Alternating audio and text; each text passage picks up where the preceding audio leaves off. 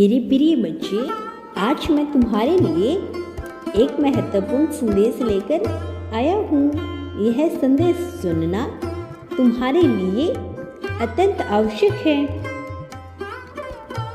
इसीलिए इस संदेश को अनदेखा या बीच में छोड़ने की गलती मत करना। अंत तक ध्यानपूर्वक पूर्ण सुनना। प्रिय बच्चे, यदि तुम मुझसे प्रेम करते हो तो एवं मुझसे जुड़ना चाहते हो तो मेरे इस चैनल को सब्सक्राइब कर लो, जिसके जरिए मैं प्रतिदिन तुम्हें संदेश देने आऊंगा। एवं इस वीडियो को लाइक शेयर करके कमेंट में हर संभव अवश्य लिखना। प्रिय मेरे प्यारे बच्चे, मैं बहुत दिनों से तुम्हारे प्रेमी का एक संदेश तुम्हें देना चाहता हूँ।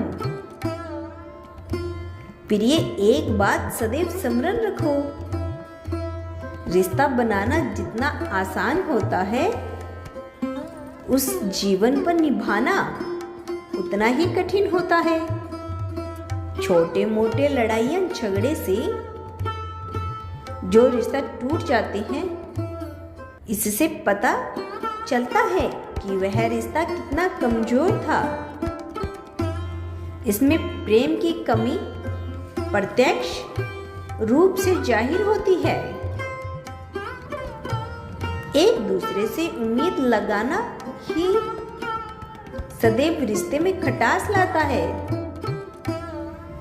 मैं जानता हूं बच्चे, जिससे प्रेम होता है उससे उम्मीदें जरूर होती है। यदि उम्मीदें लगाना संभाविक, तो रिश्ता में कभी कभी झुकना भी संभाविक है। कभी कभी इंसान को लगता है जब गलती सामने वाले की है तो मैं क्यों झुकूं। प्रिय, जिस प्रकार तुम केवल उससे प्रेम करते हो, उसी प्रकार वह भी केवल तुमसे ही प्रेम करता है। तुम्हें याद है ना, कभी तुमने भी ऐसी कोई गलती की थी जिसने उसने पूरे दिल से तुम्हें क्षमा किया था। बच्चे, जो गलतियां क्षमा करने योग्य होती है, उन गलतियों के लिए माफ अवश्य कर देना चाहिए, क्योंकि मैं जानता हूं कि जब तुम उससे दूर होते हो, तुम्हें कुछ भी अच्छा नहीं लगता।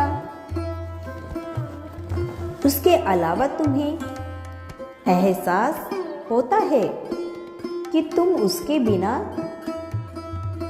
अधूरे हो। इसीलिए तुम्हारा किसी भी कार्य में मन नहीं लगता, क्योंकि तुम दोनों के हृदय में एक दूसरे के लिए बेहद प्रेम है। गुस्से में तुम दोनों एक दूसरे से अलग होने के लिए अवश्य बोल देते हो,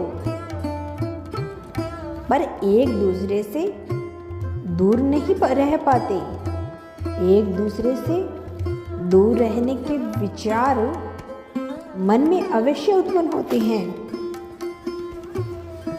लेकिन यह संभव नहीं हो पाता। क्रोध को त्याग कर उससे बात करो। अपने प्रेम को किसी और के पास मत जाने दो। उसे किसी और का मत होने दो। अपने रिश्ते को नष्ट मत होने दो। उसने जो भी बोला है तुम्हें क्रोधवश बोला है, इन सब चीज़ों के लिए उसे माफ कर दो। केवल उसकी गलतियां मत याद रखो, उसकी अच्छाइयां भी याद रखो। वह कभी कभी अपनी परिस्थितियों के कारण परेशान हो जाती है, इसीलिए वह कभी कभी तुम्हारे साथ बुरा व्यवहार कर देता है। तो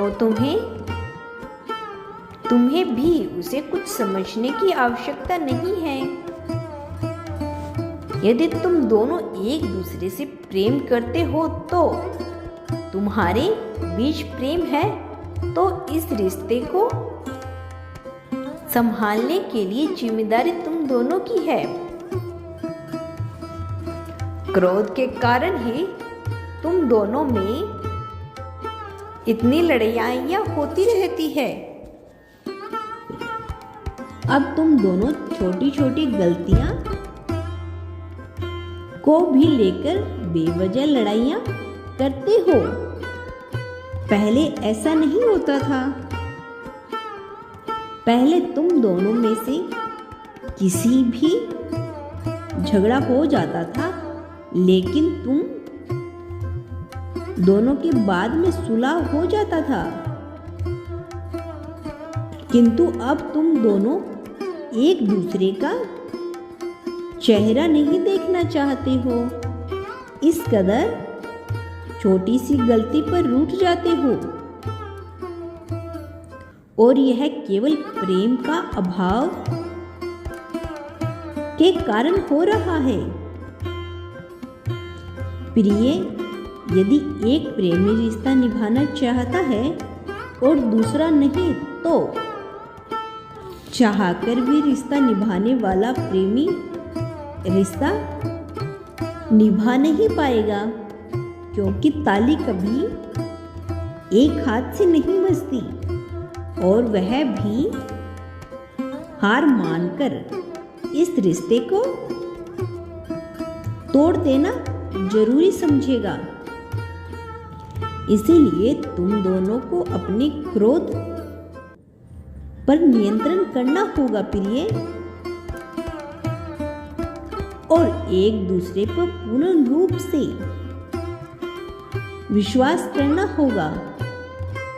तभी वह रिश्ता सुधर बन पाएगा। प्रिय, तुम जो इधर उधर भटक रहे हो, भटकना छोड़ दो। वही तुम्हारा सच्ची साथी है। उसी के साथ खुश रहना सीखो, क्योंकि जो सच्चे प्यार को ठुकरा कर कहीं और प्रेम ढूंढने जाते हैं, उन्हें दर्द के सिवा, आंसुओं के सिवा